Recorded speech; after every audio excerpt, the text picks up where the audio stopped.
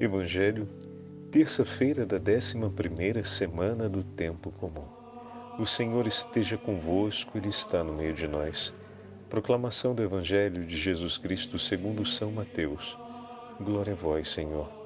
Naquele tempo disse Jesus a seus discípulos: Vós ouvistes o que foi dito, amarás o teu próximo e odiarás o teu inimigo. Eu, porém, vos digo: amai os vossos inimigos e rezai por aqueles que vos perseguem. Assim, vos tornareis filhos do vosso Pai que está nos céus, porque Ele faz nascer o sol sobre maus e bons, e faz cair a chuva sobre justos e injustos. Porque se amais somente aqueles que vos amam, que recompensa tereis? Os cobradores de impostos não fazem a mesma coisa?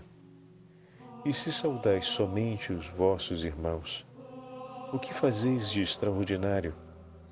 Os pagãos não fazem a mesma coisa? Portanto, sede perfeitos, como o vosso Pai Celeste é perfeito. Palavra da salvação. Glória a vós, Senhor. Terça-feira da 11ª semana do Tempo Comum, em nome do Pai, do Filho e do Espírito Santo. Amém. Queridos irmãos e irmãs, a Santa Liturgia hoje nos entrega o último trecho do 5º capítulo do Evangelho de São Mateus. Continua a centralidade sobre a excelência do amor. Mas antes de falarmos das primeiras palavras do Senhor no Evangelho de hoje, gostaria de olhar com vocês a última sentença, o versículo 48, que o Senhor nos fala. Portanto, deveis ser perfeitos como o vosso Pai Celeste é perfeito. Significa dizer que o Senhor está dizendo para a gente que é possível viver o modo de Deus. É possível amar como Deus. É possível ser santo como Deus é santo. Por que, Padre, o Senhor está dando ênfase a essa palavra? Para extirpar de uma vez por todas essa ideia de que a santidade não é uma possibilidade para você e para mim, ou que ela é uma possibilidade para alguns, ou que ela é uma possibilidade hipotética, que só existe como ideia, mas na verdade não é que a gente consegue ser santo mesmo.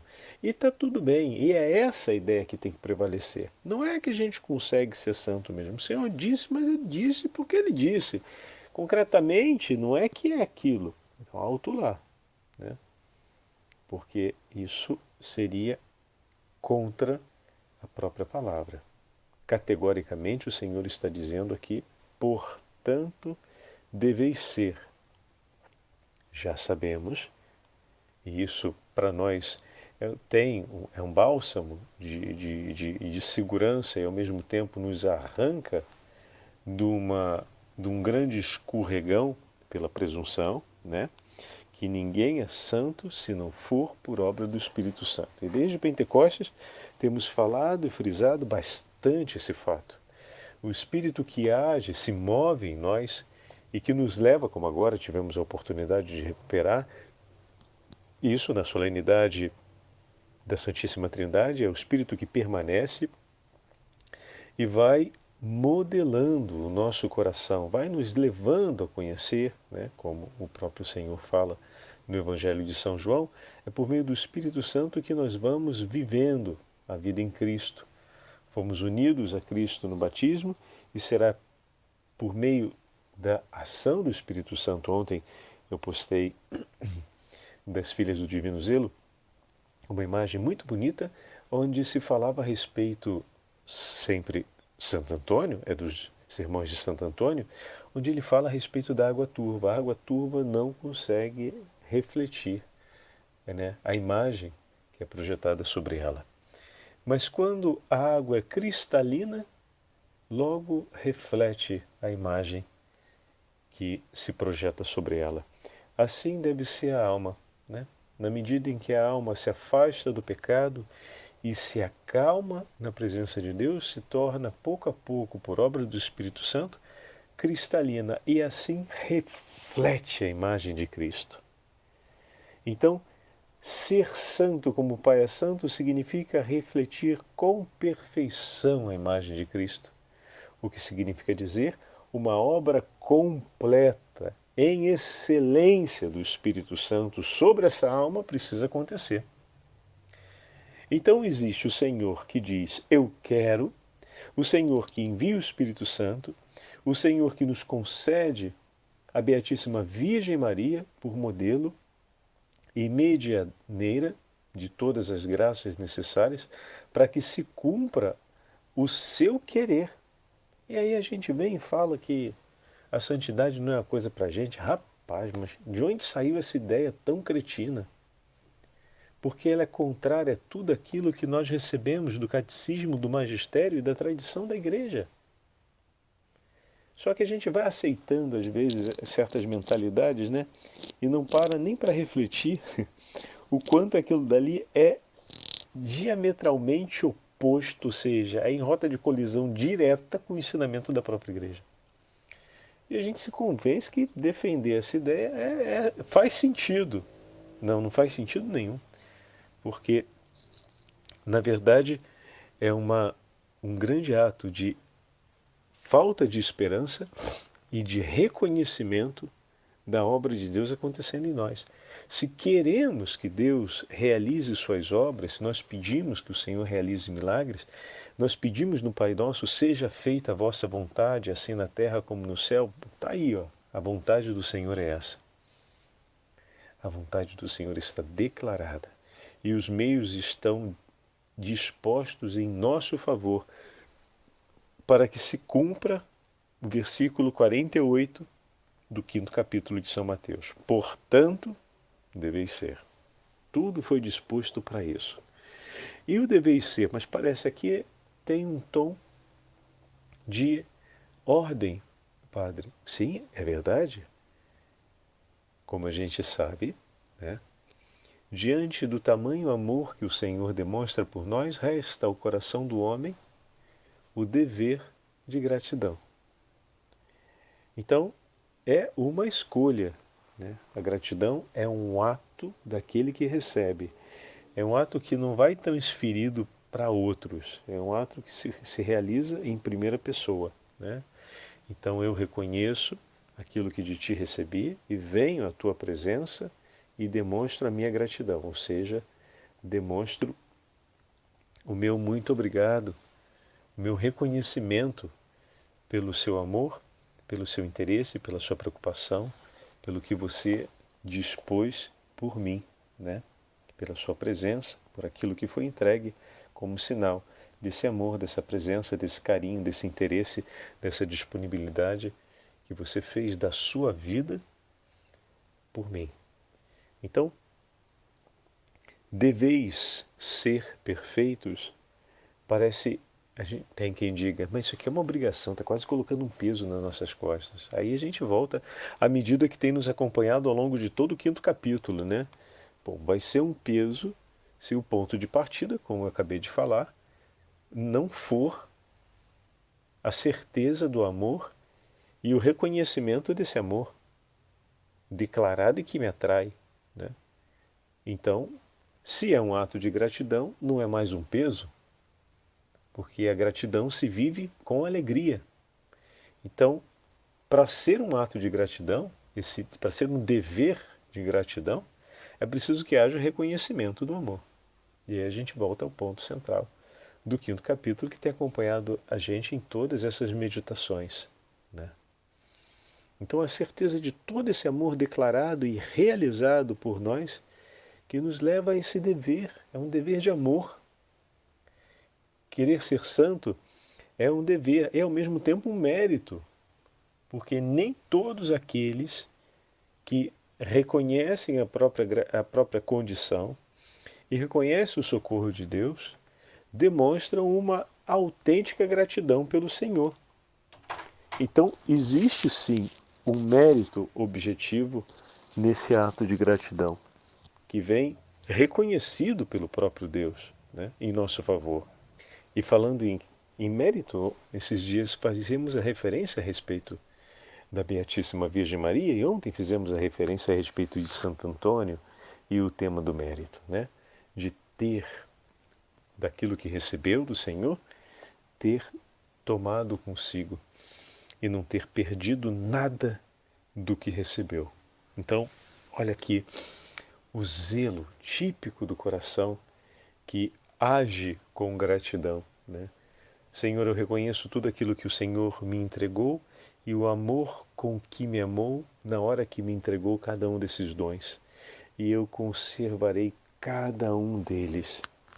E por cada um deles oferecerei, Senhor, a minha vida como sinal de gratidão, como testemunho dessa gratidão. Então, partindo daqui, nós começamos a olhar o Evangelho de hoje. Ouvistes que foi dito: amarás o teu próximo e odiarás o teu inimigo. O mandamento deixava essa abertura da possibilidade de não cumprir ou de deixar de cumprir um ato de amor por alguém. E olha a superação que o Senhor nos traz, né? Nós poderemos dizer que os temas precedentes, eles poderiam ser lidos depois desse, né? Só que, por que foi escrito dessa forma então? Era para ter sido colocado essa sentença no início. Porque tudo aquilo que vem antes do início dessa sequência de sentenças que começa no 20º versículo do 5º capítulo, já foi preparada previamente pelo texto que antecede, pelas partes do Evangelho que antecedem. E os versículos que hoje ouvimos, eles vêm então para coroar, né, esse itinerário e ao mesmo tempo essa meditação a respeito da lei e daquilo que o Senhor nos entrega, a nova justiça, que é superior à lei antiga. Desse modo, o Evangelho de hoje praticamente nos entrega essa mudança. Eu, porém, vos digo: amai os vossos inimigos. O que significa dizer: não exclua ninguém do teu amor. Ninguém deve estar fora da tua vida. Essa é uma palavra que mexe muito com a gente. Ninguém deve estar fora do teu coração. A gente diz que um coração de mãe é um coração que não exclui ninguém. Ou melhor, o coração de mãe é um coração que sempre cabe mais um, sempre tem espaço para acolher, né?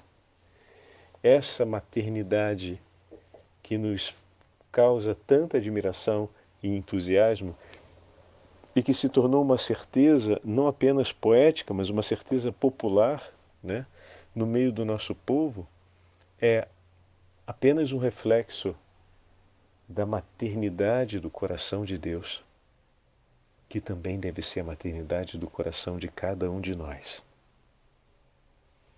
O meu e o teu coração é chamado a viver esse nível de maternidade no amor pelo próximo. Ter um coração que não exclua ninguém. Como é desafiador. Mas ao mesmo tempo, ter um coração assim só será possível se o teu coração, pouco a pouco, se tornar dele. E aí vem tudo aquilo que a gente tem falado esses dias, né? São muitas as passagens, são muitas as mediações que o Espírito Santo vai realizando. E não se preocupe se você for descobrindo ao longo da sua vida que existem muitas pessoas que você não sente como tendo para elas espaço no seu coração. Não se preocupe se você descobrir isso, que o teu coração não tem espaço para algumas pessoas. Se você descobrir isso, alegre-se, porque agora você pode falar com o teu Senhor: ajuda-me, Senhor, a encontrar um espaço para essa pessoa também. Que a nossa preocupação seja de sermos indiferentes a isso e aceitarmos que continue faltando esse espaço. Se o Senhor te mostra que falta espaço para aquela pessoa, se o Senhor te leva a perceber que está faltando espaço para aquela pessoa, é porque Ele quer te ajudar a encontrar esse espaço para ela. Ele quer te ajudar a conseguir dilatar esse coração de maneira que ninguém fique fora dele. O teu Senhor quer te ajudar nessa direção. Não existe uma outra direção possível. A única direção que o Senhor quer te levar é aquela de ter um coração que não exclua ninguém. Um coração onde ninguém ficará fora dele. Então se alegre por saber que o teu Senhor está disposto a te ajudar desse modo. Poxa, mas não era essa ajuda que eu estava querendo dele. Bom, então o trabalho é maior, porque existe aqui todo um trabalho para mudar também uma mentalidade, um modo de pensar. Tem todo um trabalho aqui para ser feito sobre os afetos, mas que já precisa ecoar intensamente sobre a prática cotidiana e já se encontra muito reforçada sobre a ideia da exclusão e da separação entre aqueles que se deve amar e aqueles que se deve evitar ou se deve colocar um pouco mais para longe de nós. Então vamos lá, é um pouco mais de trabalho, mas o Senhor já contou também as horas necessárias para esse trabalho, os meios e instrumentos para que ele aconteça. É preciso que a gente queira e que a gente reconheça que é hora de iniciar esses trabalhos, porque o Senhor quer realizá-los, sempre naquela direção. Então não há uma outra direção.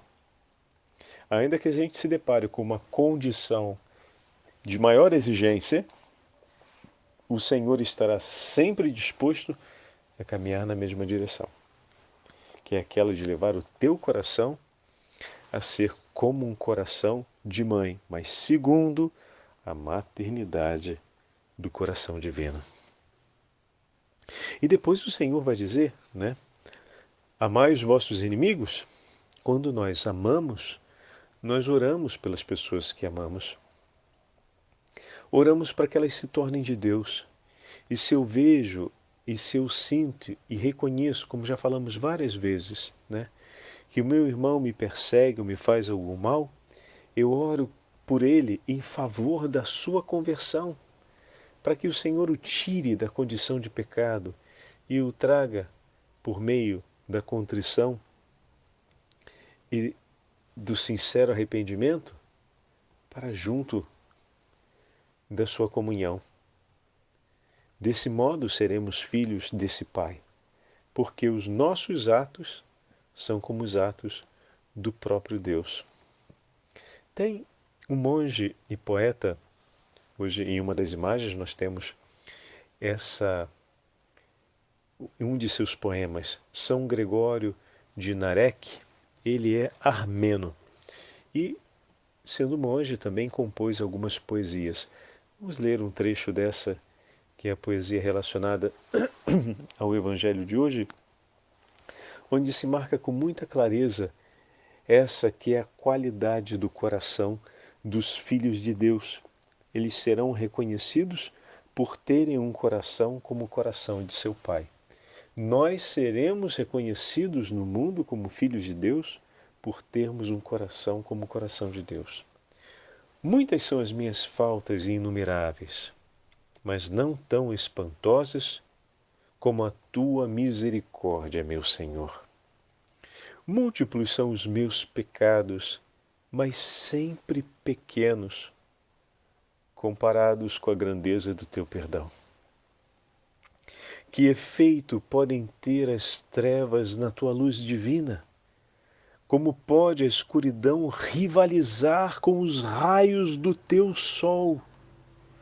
Como pode a concupiscência do meu corpo frágil ser comparada com a paixão da tua cruz, meu Senhor. Como aparecerão aos olhos da tua bondade, ó Onipotente, os pecados de todo o universo. Eles são como gota d'água que pela queda da tua chuva abundante desaparece imediatamente em meio à imensidão do teu amor. Tu dás o sol de suavidades aos maus e aos bons, e fazes chover para todos indistintamente. Uns têm uma grande paz, pois esperam a sua recompensa. Mas aqueles que preferiram os bens da terra, a estes tu perdoas por misericórdia. Dá-lhes um remédio de vida, como aos primeiros, e esperas, Senhor, que regressem a ti, porque os ama como ama todos. Bonito, né? Muito delicado o poema, e ao mesmo tempo deixa de maneira clara o amor de Deus para nós. Reparem, sempre seguindo, nós estamos aqui no 10º século, mas estamos seguindo sempre aquela métrica que já conhecemos dos primeiros séculos, né? E uma métrica da vida monástica. Falávamos de Santo Efrem, se você se recorda da oração de Santo Efrem. Ele pedia inicialmente que ele pudesse ver as suas culpas e não julgar os seus irmãos. Então, tudo começa do reconhecimento da minha pequenez e da grandeza do amor de Deus para comigo. Toda essa é a primeira parte do poema.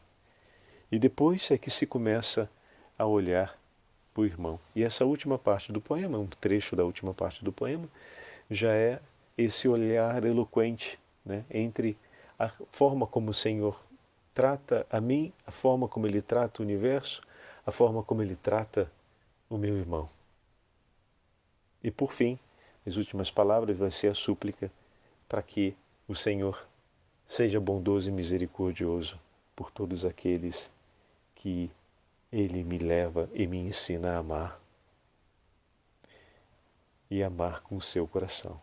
Peçamos essa graça hoje para o Senhor e que o itinerário dessa nossa 11ª semana do Tempo Comum seja marcada pela eloquência dessas palavras que o Senhor nos entrega no Evangelho.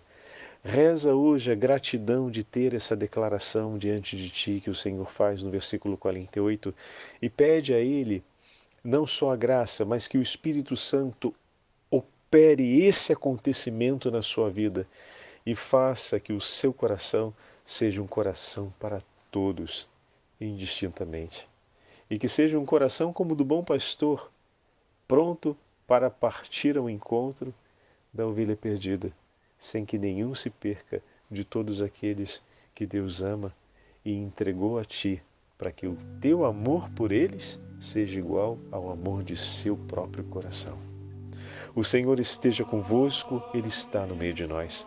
Pela intercessão da Beatíssima Virgem Maria e de São Gregório Narec, abençoe-vos o Deus Todo-Poderoso, Pai, Filho e Espírito Santo. Amém.